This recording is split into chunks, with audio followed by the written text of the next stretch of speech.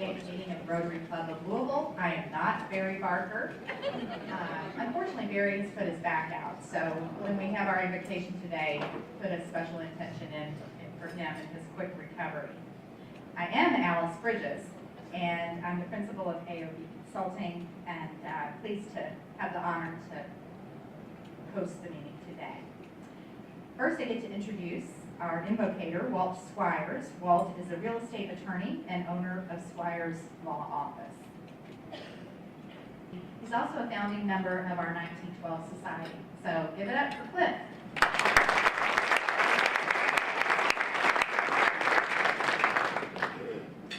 I'm going to start with a little story I promised you 50 years ago, but I promise you it's pertinent to today. When I first got out of college, I was a teacher at a place called Kentucky Village, commonly referred to as KB. There were about 800 students, male and female, in KB, which was supposed to house 500. At the time, there were about 7 facilities for juvenile offenders.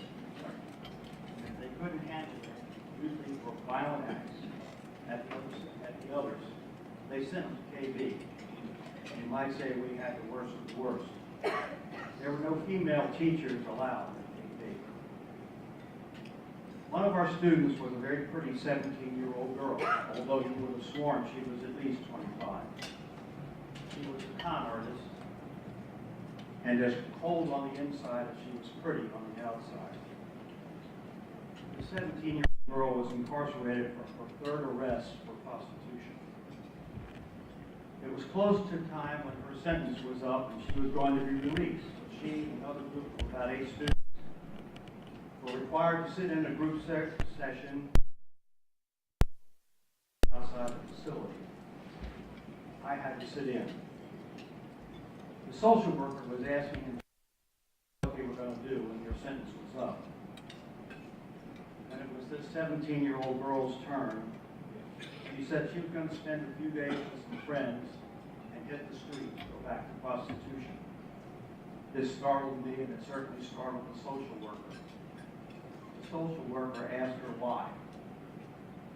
And this young girl replied, "Listen, you don't understand. Where I come from, I've made it to the top." The key part of that, "you don't understand where I come from," has stuck with me for 50 years. Fast forward to today. Our club is doing some great things with the Rotary Promise Scholarship and mentoring. We've had speakers from the mayor on down talk about the work that they are doing in the West End and other places. The media is full of stories about broken homes and drugs and violence, and sometimes it seems like it's just a blur. We hear so many of them. A few years ago, I got to meet our speaker and hear his story. Of course, I knew about Victor Anderson, star football player at St. X, running back at U of L, off to play professional football. But when I heard Vic's personal story, that young girl's statement came back to me. "You don't understand where I came from." And I began to understand, just a little bit, where Vic and too many other young people come from. It is my honor to introduce you to a very remarkable person away from the football field, Victor Anderson.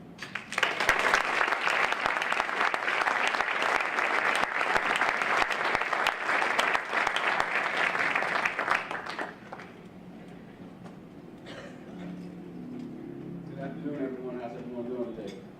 Good. I'd like to start out all my speeches. If there's anyone in here that served for the United States of America, please stand for me. Or if there's anyone that's had anyone in their family serve, please stand.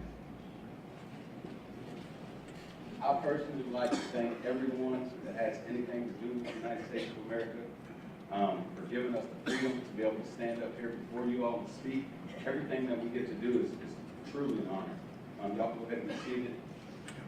Well, first off, I'd like to give thanks to Mr. Cliff. Thank you for allowing me to come here and speak to your club today. I'd like to give thanks to my wife, my beautiful daughter, Isla, my godparents out there, Mother Smith, my god sister over there. That statement that you made, Cliff, is you don't understand where I came from. is something that's really stuck with me because throughout my journey at St. X, it was always, we understand, we understand. When truly deep down inside, I felt like no one really understood. Coming from a home, and sometimes I get teary-eyed, so you'll have to forgive me. Coming from a home where your mother steals from you to make sure that she could take care of herself, stole our toys, stole my dad's car one time and pawned it off, and coming to a house to see your dad come in the house with a pocket full of drugs. It's sometimes like you don't understand what life has for you.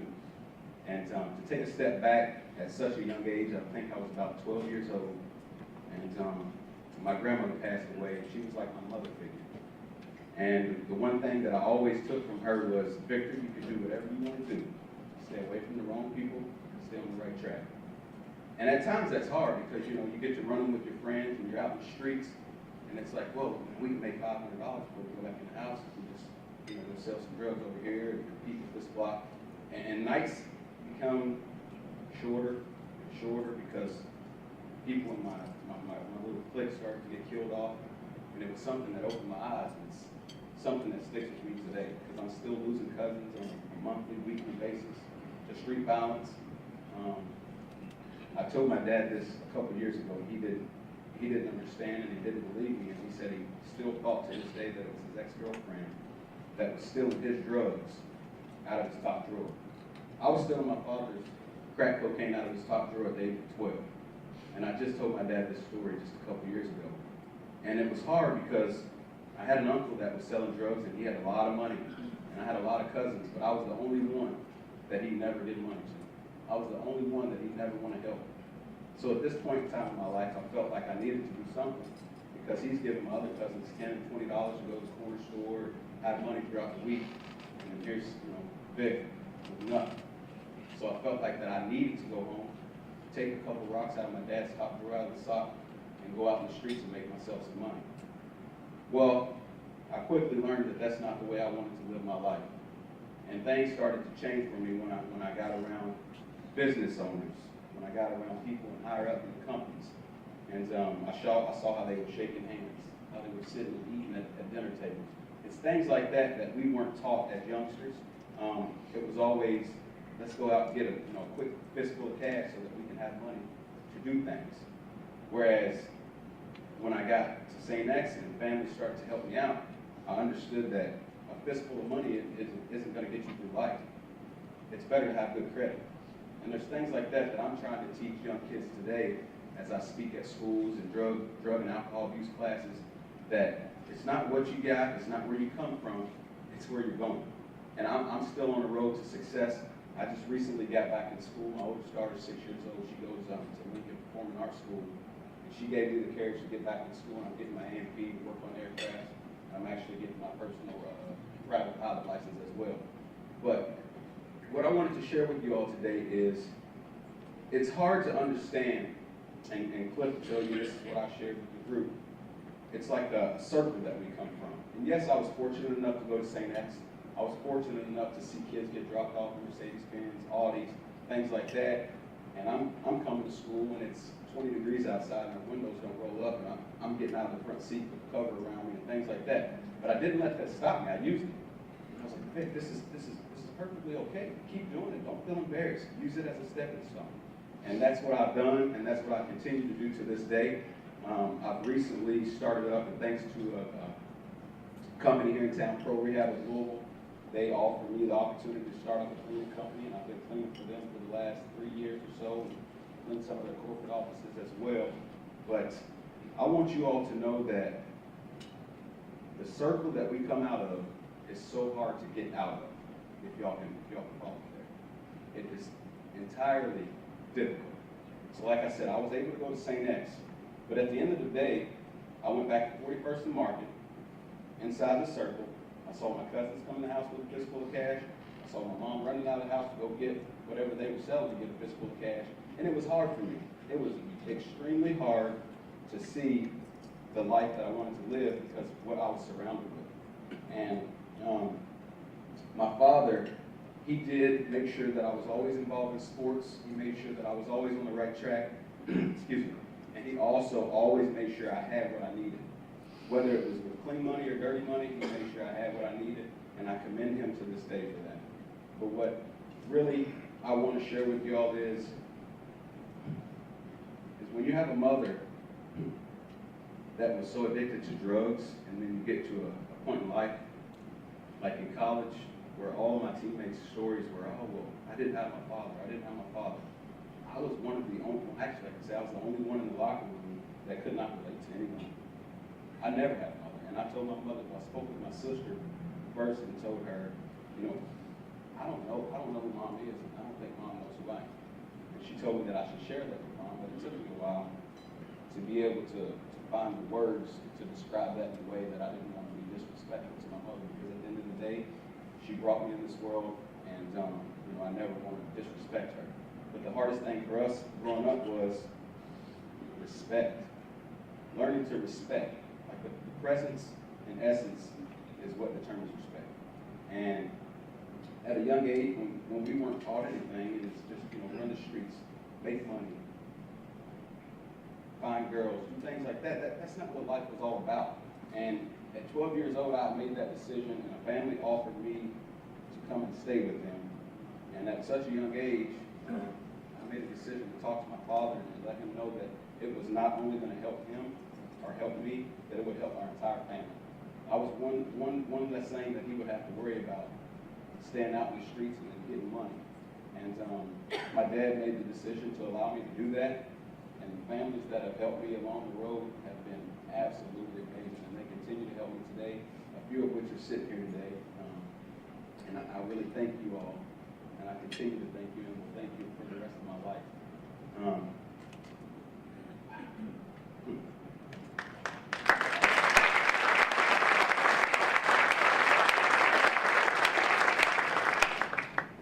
Quick story about what really turned my life around was the day my mom got out of rehab. We were on 6 Mile Lane at one of her apartments. And I can remember sitting there on the living room floor, waiting. And it became about 5:30, 6 o'clock in the morning. And there goes my mother coming in the door, strung out. She had a relapse.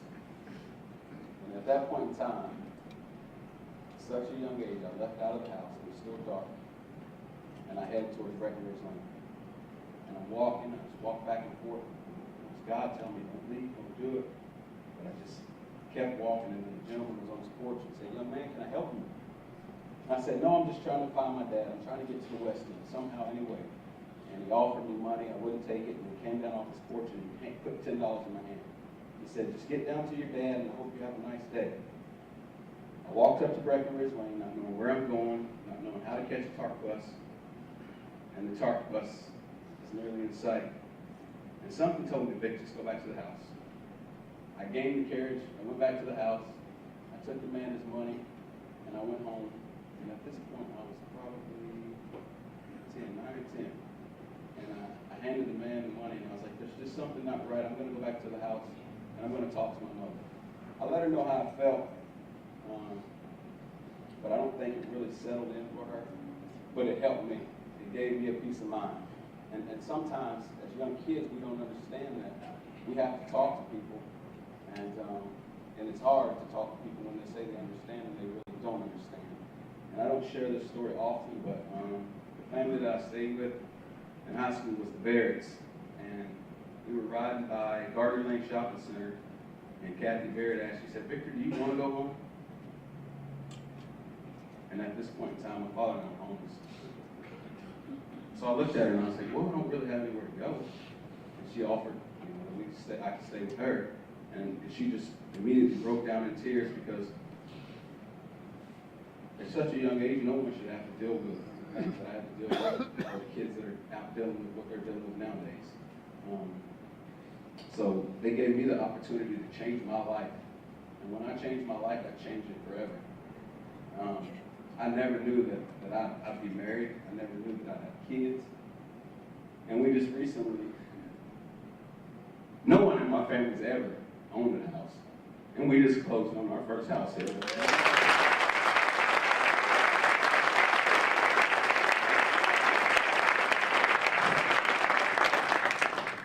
She supports everything I do. I haven't been to sleep since Saturday. I work my tail off. And people really don't understand where I come from. And I come from absolutely nothing. I know I have parents, and there's kids in third world countries that don't have parents at all. So I'm fortunate to say I don't have anything, but I do, because my parents are there, they're alive, they're breathing, and I can see them smile or I can see them frown. But this woman supports me like I've never been supported before. My grandmother was the first person that really supported me and seeing a mother figure in my life. But to see her mother our children, it's absolutely amazing. And nights that I can't make it home to help her before they get to bed, you know, I feel there's a void in my heart, but she really keeps me grounded.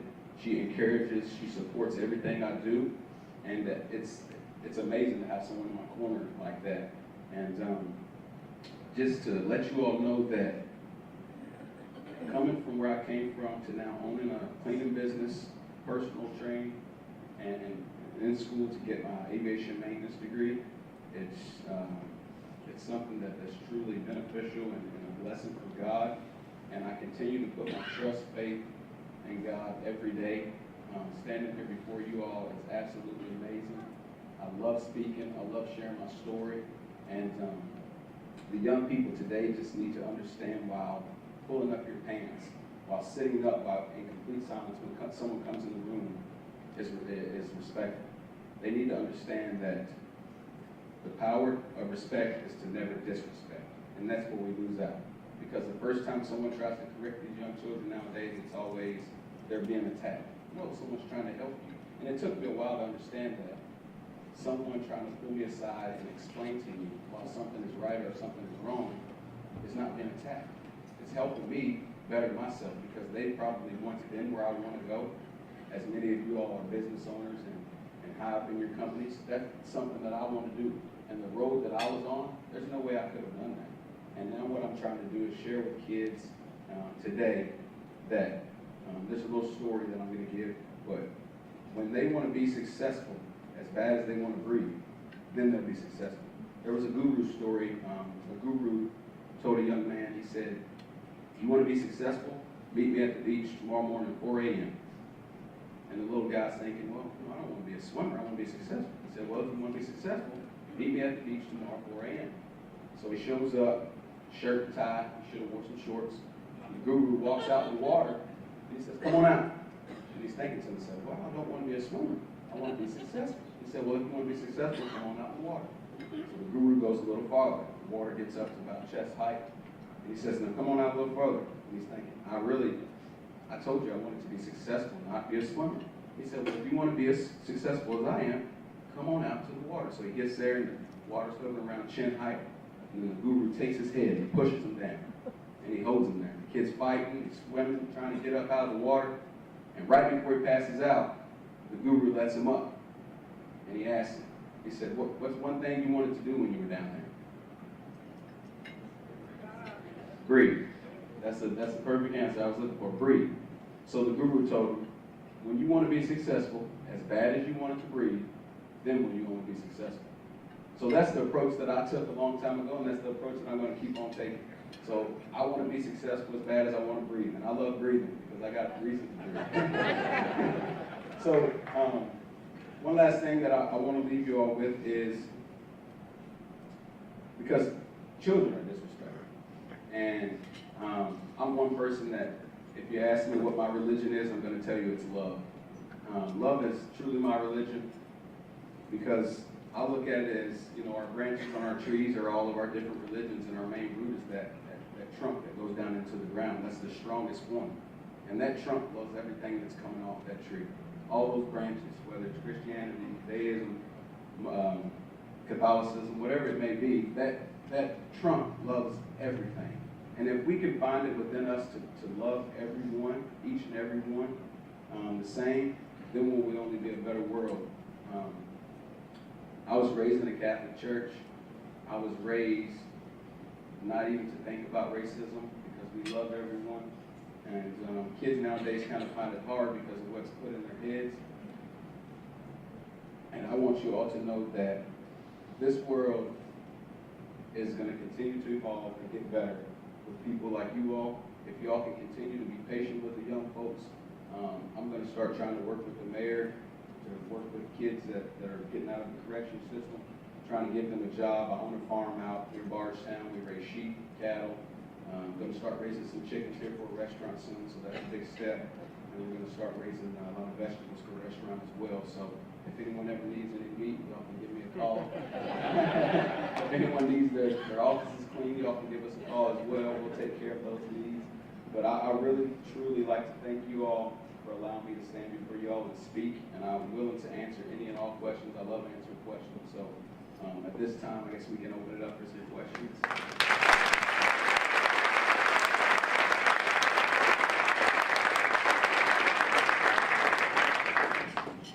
Victor, you left something out, a couple things. One, I think it's important you would let us know how old were you when you got your first gun and inside that circle. And second, briefly, what happens when young people have to go back into that circle every day? Yes, sir. I got my first gun when I was 13. Shot my first gun when I was 13 on 38th and Market. As we were running out of the alley, there was a cop right outside the alley, so we had to turn and run the other way. But yes, I got my first gun when I was 13 and shot it when I was 13. And that circle is so dangerous because there's guys that's older than you that's got more money than you that offer you, hey Vic, man, I'll give you $20 a day if you go run this errand and take this crack to such and such. Oh, okay. So I'm inside that circle and that's my errand that I'm doing to make money. Whereas when I'm going to St. X, I'm trying to better myself. But I know at the end of the day, when I leave school and get out of practice, I got to go run my errand for Don and get my $20. And that was putting my life in jeopardy on a daily basis for $20. I'm running down the street with 8 grams of crack at such a young age, and I'm risking everything. And what kids don't understand today is, yeah, Don's giving you $20 to go run these errands, but say you get locked up and you get 10 years in prison. How long is Don going to be around? He'll put money in your books for 2 months, but then he's going to disappear on you. So that's something that I try to explain to the kids nowadays.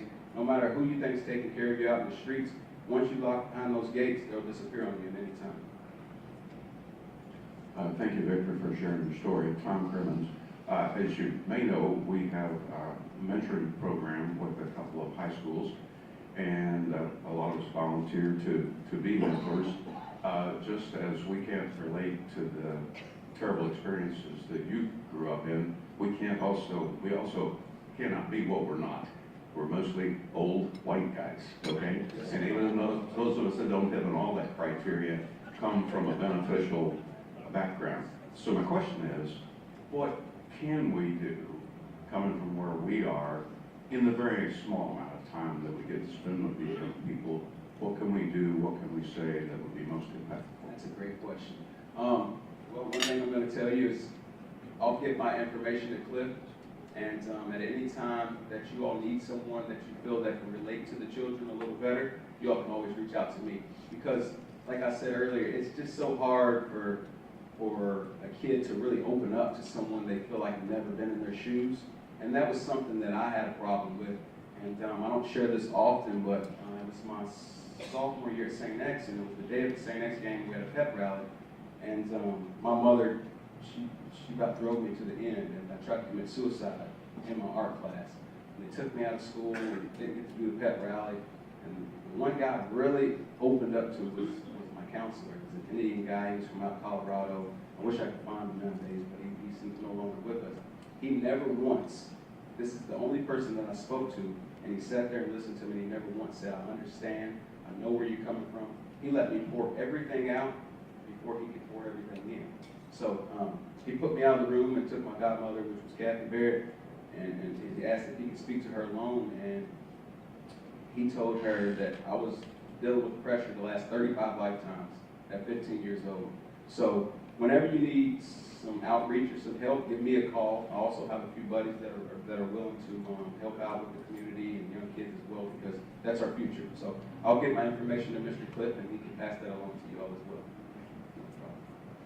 Victor, Ken Grossman, Thanks so much for sharing your remarkable story. I want to thank Cliff who brought your name to us because let's just put it this way, you're not our typical speaker, but you're one of the most impactful speakers we've ever had. So we really appreciate that. I've got a couple questions. One is, I'm kind of curious about your sports experience, what impact that had on changing your life and what that meant to you, positive and or negative. And then also, you're the exception, unfortunately, you got out. But what do you think the key is? Why are you different than so many people that aren't able to break that cycle? Yes, sir. So sports, like I said, my dad kept me involved. My dad did everything he could to make sure I didn't live the life he nor his brothers or uncles and aunts and everyone lived. So that, I was always involved in sports. Football was probably my least favorite and probably the sport that I wasn't the best at, because in Little League I was always a decoy. I was surrounded on a team full of guys that just had unbelievable talent. And I saw my Little League coach, and I think he said 87 or 93% of the guys that I played with in Little League are dead or in prison. And he told me that was probably a couple years ago now. But yeah, it had a lot to do. I never really enjoyed it, and I'm glad you asked that question because I got all kinds of godparents. I love you all. You all are awesome. But it is understanding that people want to help you. It's understanding that people care for you, not wanting to tear you down all the time. And it was hard because we're in a home where we feel like people don't really care about us. So when someone reaches out, it's hard for us to be like, yeah, I don't really think they're wanting to help. They just want some insight that they can talk about me and things like that. So it was hard. Football took me places that the streets couldn't take. You know, football gave me an identity, but football wasn't the only thing Victor knew how to do. And the Pasadena, which is another set of my godparents, were asked by one of their friends, what is Victor going to do after football? Well, if you want to know what Victor's going to do after football, just sit back and watch like you did when I was playing football. I'm going to be successful by any means necessary. So once a kid determines that they want help, that's the hardest step. Determining and accepting the help that's put out there for you. And that was hard for me because I didn't want people knowing my story. I didn't want people knowing, oh, Victor's really poor. You know, Victor, he doesn't have anything. He acts like no, I don't act like anything. I know where I came from, but I know also where I want to go. So once a kid understands that they need help, that people are here to help them, then that's the only time they can really change their life to be successful. But until then, they'll continue to do the things they're doing, continue to stay on the track they're doing, getting, dirty guns is what they call them in the streets. They buy a dirty gun from a guy for $20 and they go kill somebody, and then they just, they toss it. And it's just something that we got to get out of our city to start with, and then eventually we can attack the nation. So. Thank you. Wonderful. You refer to your parents, your mom and dad. How did your relationship with them develop as an adult, and what is it like today when you're able to have a healing relationship? My father and I have always had a strong bond, just because he was the one that when we didn't have anywhere to go, when we were put out of my grandmother's house when she passed away, and my aunt and uncle, my dad's aunt, kicked my dad, myself, and my other uncle out of the house when we weren't able to pay the bills. We were living in a house with no heat, no lights, and then my aunt kicked us out of the house and left us nowhere to go, and allowed one of my other uncles, the one that was giving all my cousins money, allowed him to move in with his wife. And it was hard for me probably to build a relationship back with my uncle that allowed that to happen. And because I never did that. We would never do that. It's like, Uncle Mom, just listen to me and understand the fact that I'm trying to forgive you. Don't sit here and tell me that you didn't do something that I experienced. You do it. So life was really all about trying to build a connection back with my mother. It's hard not having a mother, It's hard not knowing your mother.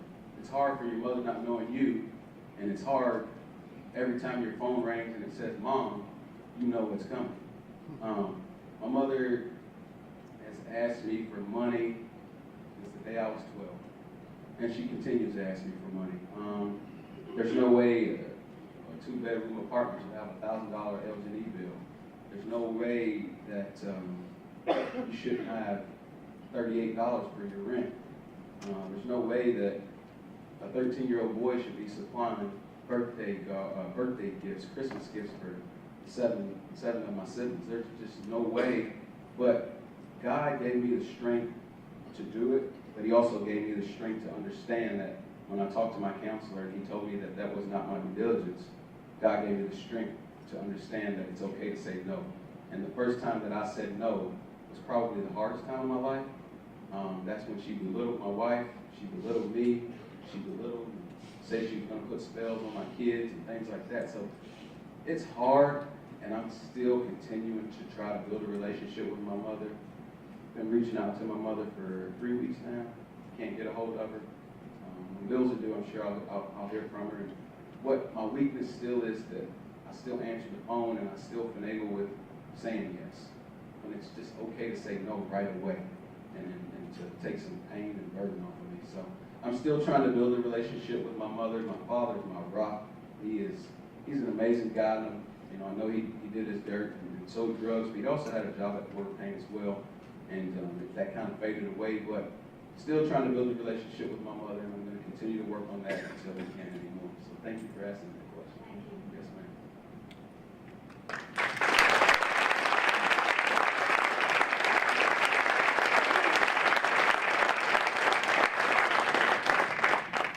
Victor, thank you so much. You're an inspiration, and we really appreciate your courage and sharing your story with all of us today.